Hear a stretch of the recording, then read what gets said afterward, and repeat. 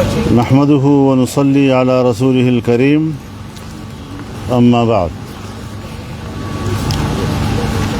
جمعیت علماء اسلام پاکستان کی مرکزی مجلس شورا کا اجلاس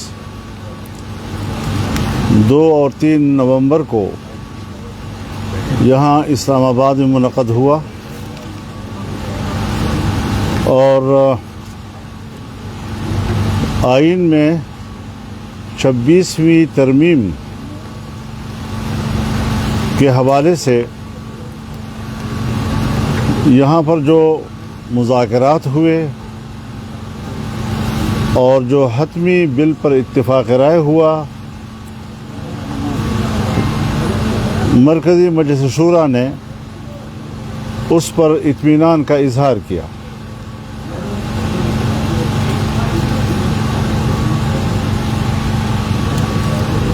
آئین میں سود کے خاتمے کے لیے تاریخ کا تعین،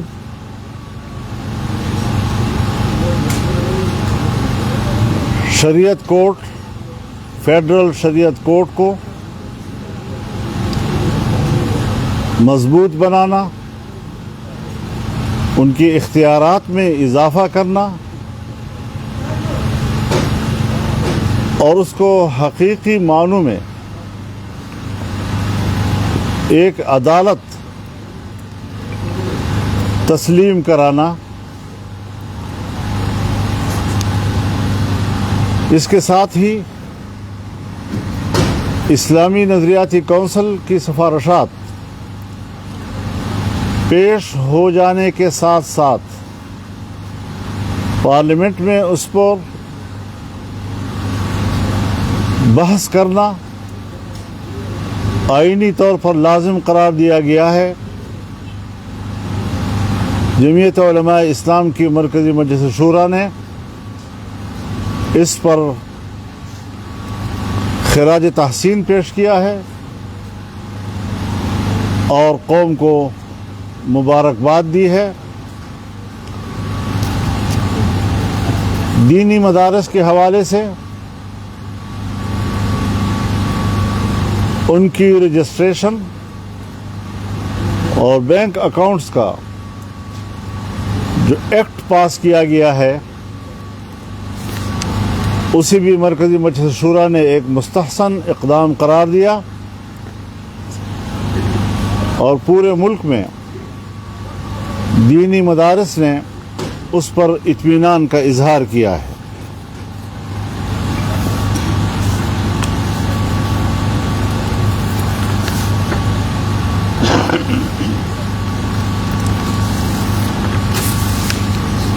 جمعیت علماء اسلام کی مرکزی مجلس شورا نے فلسطین پر اور غزہ کے عوام پر وحشیانہ بمباری کر کے جن جنگی جرائم کا ارتکاب کیا ہے،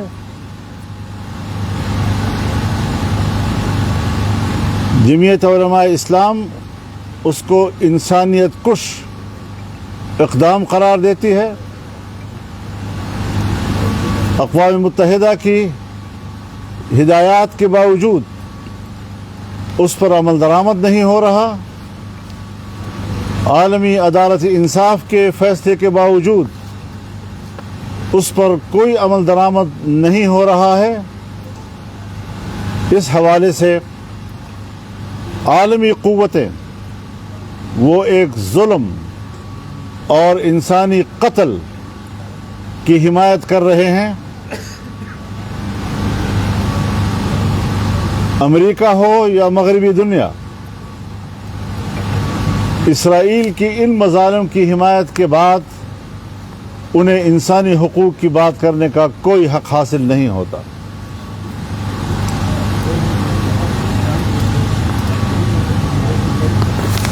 ہم اپنے عوام سے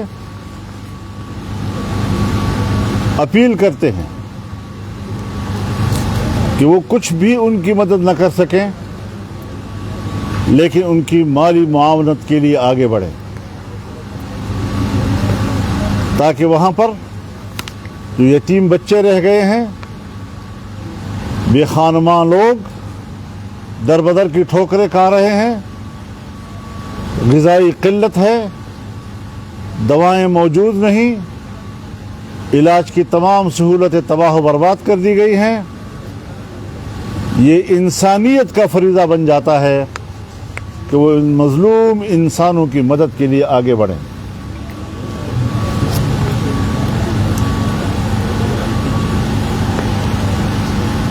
حکومت ایک نئی قانون سازی کی طرف جا رہی ہے اور اینٹی ٹیررزم ایکٹ 1997 میں ترمیم کرنا چاہتی ہے۔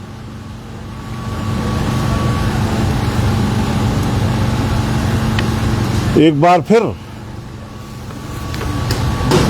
ہمارے دفاعی ادارے کو وہ اختیار دیے جا رہے ہیں کہ پیشہ ورانہ ذمہ داریوں سے اس کا کوئی تعلق نہیں ہے۔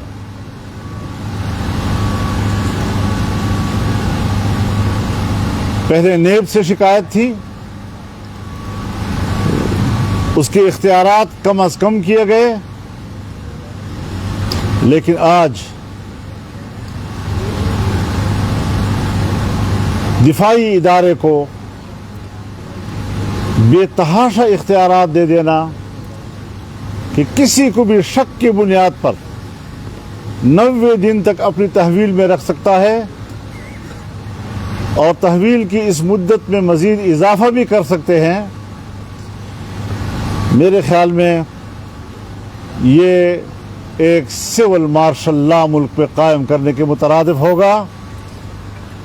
یہ جمہوریت کے چہرے پر ایک دھبا ہوگا۔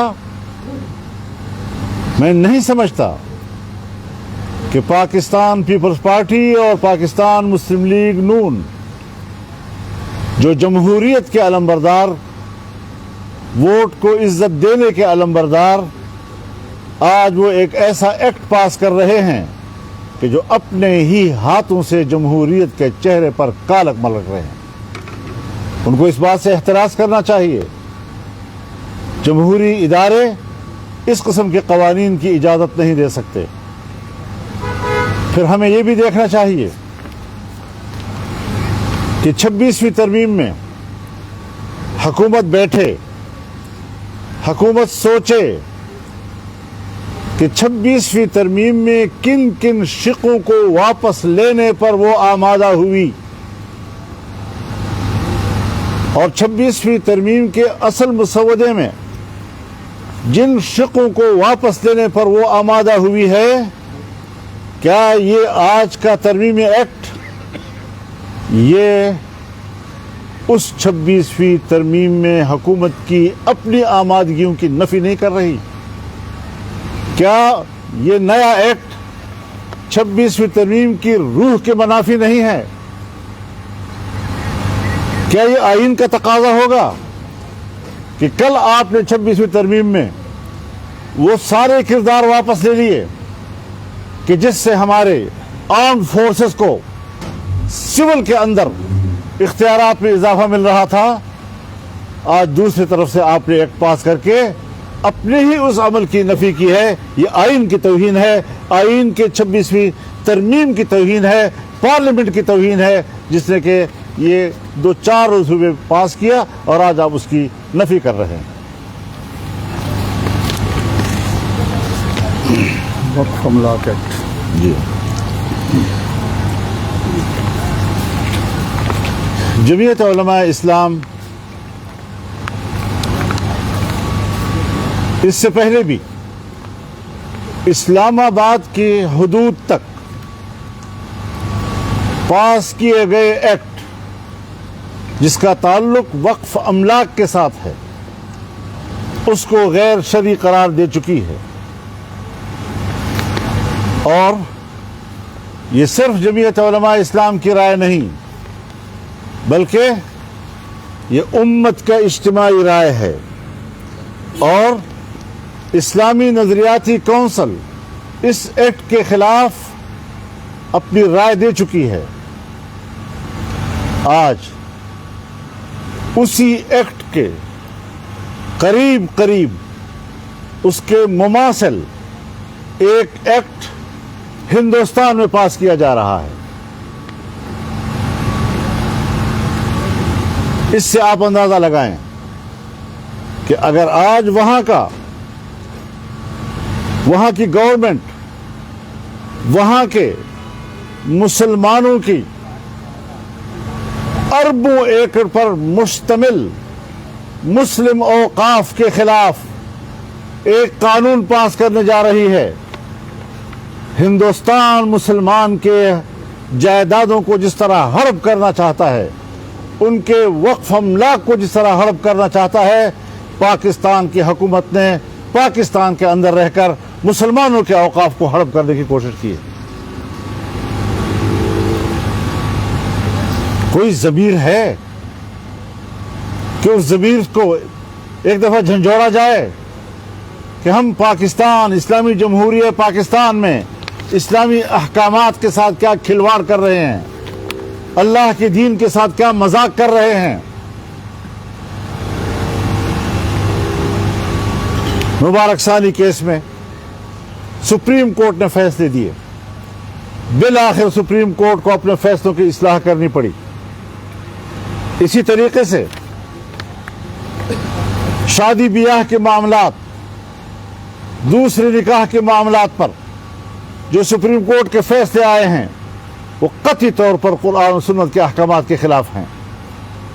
میں نے اپنی عائلی زندگی میں نہ سپریم کورٹ سے پوچھنا ہے، نہ میں نے حکومت سے پوچھنا ہے، میں نے اللہ کے حکم کے تحت کرنا ہے، میں نے اللہ سے پوچھنا ہے اور اللہ ہی کے سامنے جواب دوں۔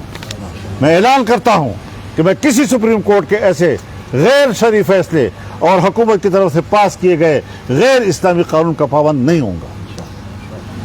آئین کہتا ہے کہ ہر قانون قرآن و سنت کے مطابق ہوگا، کورٹ پابند ہے کہ وہ قرآن و سنت کے تابع فیصلے دے گی۔ ایسے فیصلوں کو ہم تسلیم نہیں کر سکتے۔ ہم اس کے خلاف جائیں گے، دوبارہ کورٹ میں اپنا مقدمہ لے کر ہم جائیں گے۔ ہم جمہوری لوگ ہیں، آئین و قانون کے دائرے میں لڑیں گے اور یہاں پر اسلامی اقدار کو سربلند کریں گے۔ اسلامی اقدار و احکامات کو انسانی حقوق کے منافی قرار دینا کسی ملحد کا کردار ہو سکتا ہے، کسی اللہ کے سچے بندے کا کردار نہیں ہو سکتا۔ ہم کبھی بھی دفاعی پوزیشن پر آ کر اسلام کی جنگ نہیں لڑیں گے۔ ہم واضح طور پر کہنا چاہتے ہیں کہ ہم اس ملک میں جارحانہ انداز کے ساتھ اللہ کے دین کی جنگ لڑیں گے۔ ہم آگے بڑھیں گے انشاءاللہ، اور اس حوالے سے ہم عوام میں بھی جائیں گے، ہم عوام میں بیداری پیدا کریں گے، ہم عوام کے اندر ایک شعور بیدار کریں گے کہ آپ کے ملک کے اندر اللہ کے دین کے ساتھ کوئی کھلواڑ نہ کر سکے، چاہے وہ ہماری اسمبلیاں ہوں، چاہے وہ ہمارے حکمران ہوں، یا چاہے وہ ہماری عدالتیں۔ سکھر اور پشاور عوامی اسمبلی۔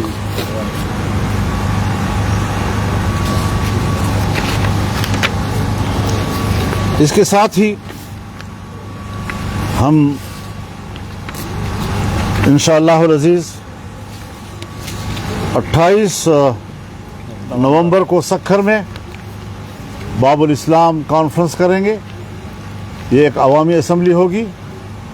ہم 8 دسمبر کو پشاور میں انشاءاللہ اسرائیل مرد آباد کانفرنس کریں گے، وہ بھی عوام کی اسمبلی ہوگی، اور ہم ملک کے اندر اس قسم کے جو اقدامات ہو رہے ہیں ان کو ان اجتماعات میں اٹھائیں گے، اور ایک پوری تحریک کے طور پر انشاءاللہ ہم آگے اپنا قدم بڑھائیں گے۔ وآخر دعوانا ان الحمدللہ رب العالمین۔ مولانا صاحب، آپ نے کہا ہے کہ 26ویں آئینی ترمیم میں اگر آپ ان کے ساتھ تعاون نہ کرتے تو انہیں جو 11 لوگ بیٹھے ہوئے تھے ان کے لیے وہ پاس کر رہے ہیں۔ اب وہ 27ویں آئینی ترمیم لے کے آ رہے ہیں، اور اس میں بھی ان کے پاس آپشن ہے کہ وہ 11 تو آپ اس کو روکنے کے لیے کیا؟ ابھی تک تو تردید آ رہی ہے کہ کوئی 27ویں ترمیم نہیں آ رہی۔ جس وقت یہ طے ہو جائے گا کہ واقعی آ رہی ہے تو پھر ہم تبصرہ کریں گے، آپ بھی ہوں گے، ہم بھی ہوں گے انشاءاللہ۔ مولانا صاحب یہ بتائیے کہ اگر آج پارلیمان سے یہ دہشت گردی ایکٹ پاس ہوتا ہے تو آپ کا اگلا عمل کیا ہوگا؟ اس کے خلاف جائیں گے، روکیں گے؟ ظاہر ہے جی کہ ہم تو اس خلاف بات کریں گے اور برملا کریں گے، پبلک میں جائیں گے جی۔ اس طریقے سے تو ماشاء اللہ کو قبول نہ کیوں نہ کریں پھر ہم۔ مولانا صاحب یہ بتائیں کہ آپ نے یقیناً مجلس شورا کو آپ کی جو جس جماعت کے ساتھ آج کل ہم آہنگی ہے، آپ سے ملاقاتیں بھی آپ کی جاری ہیں، میرا مراد پاکستان تحریک انصاف کی قیادت ہے، اس سے ملاقاتوں کے اور مستقبل کا جو لائے عمل ہے اس کے بارے میں مجلس شورا کو اعتماد میں لیا ہوگا۔ اس کے ساتھ سوال یہ ہے کہ ایک سوشل میڈیا پہ کیونکہ ایک پراپیگنڈا ہو رہا تھا تو فوری طور پر عمران خان نے آپ سے رابطہ کیا، عمران خان نے آپ کو پیغام بھیجا پی ٹی آئی کی 2 اعلیٰ شخصیات کے ذریعے اور آپ سے رابطہ کیا گیا، تو کیا عمران خان کے یہ رابطے اور آپ کے ساتھ قربت، کیا وہ آپ کے ساتھ مل کر کوئی لائحہ عمل بنانا چاہتے ہیں مستقبل میں، اور کیا آپ کی بھی اسی طرح پیغام رسانی ہوتی ہے عمران خان کے ساتھ؟ شکریہ۔ آپ کے سوال کو ذرا تھوڑا سا نظر انداز کر کے معافی چاہتا ہوں، آپ کے سوال کو نظر انداز کر کے میں یہ بات کہنا چاہوں گا کہ یقیناً ہم اس ضرورت کو محسوس کرتے ہیں کہ جمعیت علماء اسلام جب اپوزیشن کی جماعت ہے اور پاکستان تحریک انصاف بھی اپوزیشن کی جماعت ہے، تو کوئی پارٹی اسمبلی کے اندر رہتے ہوئے 2 اپوزیشن نہیں کیا کرتی۔ اب اگر اس ماحول سے ہم فائدہ اٹھا سکتے ہیں، تعلقات کے اندر جو تلخی تھی اس تلخیوں کو ہم دور کر سکتے ہیں، ایک بہتر ماحول ہم پیدا کر سکتے ہیں، تو ہم اس سے وہ فائدہ کیوں نہیں اٹھائیں گے؟ اختلاف پیپل پارٹی سے بھی ہے، اختلاف مسلم لیگ سے بھی ہے، اختلاف MQM سے بھی ہے، اختلاف نیشنل پارٹی سے بھی ہے، لیکن تعلقات بھی ہیں، تلخیاں نہیں ہیں۔ ہم تحریک انصاف کے ساتھ اختلاف کے باوجود اگر تلخیوں کا خاتمہ کر کے ایک نارمل قسم کا جو تعلق سیاسی جماعتوں کا آپس میں ہوتا ہے وہاں پر لے آتے ہیں، تو یہ میرا خیال میں پاکستان کی سیاست میں ایک مثبت تبدیلی کہلائے گی۔ مولانا صاحب یہ بتائیے گا کہ یہ جو ایکٹ انسداد دہشت گردی والا پاس ہونے جا رہا ہے، کیا یہ اس سے پہلے مسودے میں تھا جس کو روکا گیا، اس میں ختم کیا گیا؟ یہ اس پیچھے اس کا مفہوم وہاں تھا، اب اگر مفہوم وہاں سے نکال دیا اور خود انہوں نے آمادگی ظاہر کی، تو کیا اس اپنی آمادگی کی نفی نہیں کر رہے ہیں؟ مولانا فضل الرحمان صاحب یہ بتائیے گا کہ اب چونکہ ابھی تک حکومت کی طرف سے واضح اشارہ نہیں ملا 27 کی عینی ترمیم کا، لیکن اس پہ کام بھی ہو رہا ہے کسی نہ کسی لیول۔ اگر ایسی نوبت آئی تو کیا آپ پھر بھی حکومت کی مخالفت کریں گے اس ترمیم میں، یا دوبارہ پھر ساتھ دے سکتے ہیں؟ کیا آپ کسی بھی اسٹیج پہ اس حکومت کے ساتھ جا سکتے ہیں؟ دیکھیے، اگر تو ایک احتمال کی بات ہے، جب آپ اگر لگاتے ہیں اپنے سوال میں تو وہ ایک احتمال کی بات ہوتی ہے، تو احتمال پر تو جوابات نہیں دیے جاتے، تو تھوڑا سا حقائق کی طرف آ جائیں گے۔ سر یہ بتائیں کہ جو ترمیم پہلے لائی جا رہی تھی اس میں تو بڑی خوفناک قسم کی چیزیں تھیں، جس پہ ہم آپ کو اپریشیٹ بھی کرتے ہیں کہ آپ نے اس کا راستہ روکا ہے، لیکن سر ایک جو ابھی اس ترمیم کے اندر ایک بات جو ہے کہ اس میں کوئی شبہ نہیں ہے کہ ججز کے تقرر کے وقت تو انہیں جو ہے انتہائی جو اعلیٰ معیار کی کسوٹی اس پہ پرکھنا چاہیے، لیکن جج کی کرسی پہ بیٹھنے کے بعد کسی کے اوپر نہ تو خوف کا سایہ ہونا چاہیے اور نہ ہی کوئی لالچ ہونا چاہیے۔ تو اب جو سینئر 3 ججز کی تعیناتی کا اختیار چیف کا اختیار حکومت کے پاس ہے، تو کیا سینئر ججز حکومت سے کی طرف نہیں دیکھیں گے فیصلے کرتے ہوئے؟ کیونکہ متعدد کیسز میں حکومت یا تو فریق ہوتی ہے یا اس میں مجرم کے طور پہ کھڑی ہوتی ہے۔ میرے خیال میں دیکھیے، یہ تو ایک ہمارے ہم خود بنایا ہوا ایک ماحول ہے۔ کیا آرمی چیف کا تعین پرائم منسٹر نہیں کرتا؟ ہائی کورٹ میں بھی ہے۔ تو پھر وہ پرائم منسٹر کو دیکھتا رہتا ہے، وہ جس پرائم منسٹر نے جس کو آرمی چیف بنایا اسی کو انہوں نے تیا پانچا کر دیا جی۔ تو میرے خیال میں ایک سسٹم ہونا چاہیے، جس سسٹم کے تحت ماضی میں عدلیہ ایک ایسی جگہ پر پہنچ گئی تھی کہ جس سے باقاعدہ پارلیمان کی جو خود مختاری تھی اور اس کی جو بالادستی تھی اور سپرمیسی تھی، وہ جب بری طرح متاثر ہو رہی تھی، تو کہیں نہ کہیں تو کوئی راستہ نکالنا ہوگا۔ اب جو راستہ بھی آپ نکالیں گے، کوئی نہ کوئی ایک پہلو سے اس پر ایک سوال تو مرتب ہو سکتا ہے۔ تو اس میں مجموعی طور پر اصول دیکھنا چاہیے۔ کوئی بھی حکومت آئے گی تو ہر حکومت کو یہ اختیار حاصل ہوگا، کوئی موجودہ حکومت کا اختیار تو نہیں۔ مسلسل نشستیں ہوئی سر آپ کے ہاں، اور 26 کی عینی ترمیم میں آپ نے کہا جو زہر تھا سانپ کا اور دانت بھی نکال دیے تھے، یقیناً وہ پی ٹی آئی کا بھی انہوں نے شکریہ بھی ادا کیا ہر فورم پہ۔ دوسری طرف علی میر گنڈا پور کہہ رہے ہیں کہ جی آپ نے چمک سے متاثر ہوئے سودے بازی کر لی، तो आप इस पर क्या कमेंट करें? मेरे ख्याल में उनकी पार्टी से पूछा जाए, मुझसे क्यों पूछते हैं आप इस बारे में? उनके अपनी पार्टी से अगर पूछ लिया जाए उनके बयान के बारे में तो ज़्यादा बेहतर होगा, बजाय इसके कि आप मुझसे उसका सवाल करें। मैं पार्टी से रिलेटेड हूँ, अफराद से नहीं हूँ जी। तो पार्टी ने जो बात मेरे साथ ये की हैं तो वो मेरे ख्याल में मुतमईन है और वो बड़े अच्छे माहौल में हुई हैं। अगर उनकी पार्टी का कोई फ़र्द अपनी पार्टी ही के ख़िलाफ़ कोई ऐसी बात करता है तो उनकी पार्टी से सवाल करने वो उनसे पूछे, मैं तो उसमें तबसरा नहीं करूँगा जी। जैसे भी ले लें एक सवाल। हुकूमत ये को बेच रही है उन्हें बुरे, पहले भी पीटीसीएल भी की है, पैसे नहीं मिले, इसके बारे में आप क्या कहते हैं? वो तो अगर बस में चले पूरा मुल्क ही बेच दें जी। क्योंकि लोगों को क्या खिलाएंगे पिलाएंगे आप जी। तो ये जो निष्कारी का निज़ाम है हज़रत, निष्कारी का निज़ाम भी एक दुनिया भर में एक पॉलिसी है, कोई ये नहीं है कि सिर्फ हम पाकिस्तान में ऐसा कर रहे हैं, पूरी दुनिया में इसका निज़ाम चलता है। इदारे नेशनलाइज भी होते हैं, इदारे प्राइवेटाइज भी होते हैं, और ये दो अलग अलग तस्वुरात हैं। किसी ज़माने में जब भुट्टो साहब तहरीक चला रहे थे अयूब खान के ज़माने में, तो नेशनलाइजेशन जो है उसका प्रचार हो रहा था, और जब उनकी हुकूमत आई तो उन्होंने तमाम इदारों को नेशनलाइज कर भी दिया, लेकिन फिर उन्हीं की पार्टी थी 88 में कि वो प्राइवेटाइज कर रही थी। तो दुनिया में सारे निज़ाम जो है वो चलते रहते हैं हालात के ज़रूरत के साथ। साहब, पूरे मुल्क में और ख़ुसूसन खैबर पख्तूनख्वा बलूचिस्तान में हालात आपके सामने है, जो सिक्योरिटी वहाँ पर मसला बना हुआ है।